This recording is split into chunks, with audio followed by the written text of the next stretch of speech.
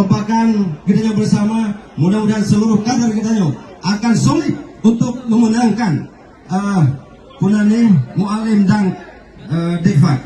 Kemudian Panglima Kota Pasir juga saling dekat kita ke Pang Ableh yang juga ikut hadir di kita Bandung, juga yang nonton mulai Bandung KPA Hanan Lungkeng Siro.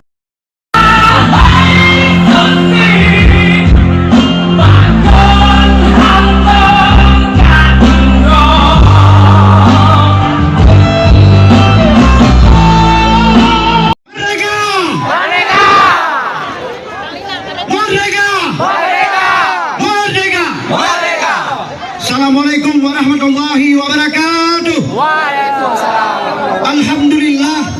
Bapak dan puja saban sari diapun kepada Allah yang Maha Kuasa.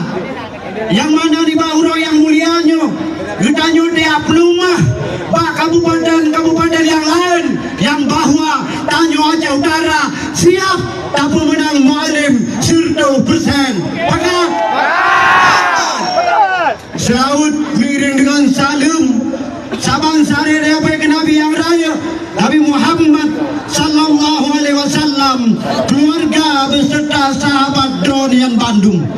Tadi mulia kita yang bersama kepada alim ulama kita Abu Payapasi, Abu Narongan, Walid Bayu, Walid Lapang, dan gune para pimpinan daya, pimpinan pesantren, pimpinan balai pengajian, Abu Imumsi, Abu Imum se-Kabupaten Aceh Utara yang sangat tanyo muliakan.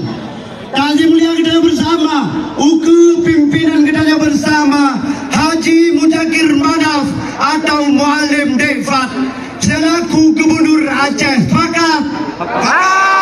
Dan juga yang tanyo muliakan pimpinan Aceh Utara dan wakil pimpinan Aceh Utara. Mualim menang setarifat.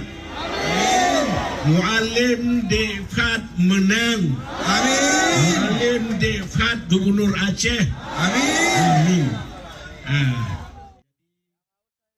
InsyaAllah kita pegat dengan izin pro dan mandum dengan Bandung doa dan mandum dan para ulama dan para syuhada insyaAllah yang akan dapat betul jemaah mudah-mudahan. Tapi untuk pemandum menang komitmen Presiden Yino dengan Gedanyo Aceh.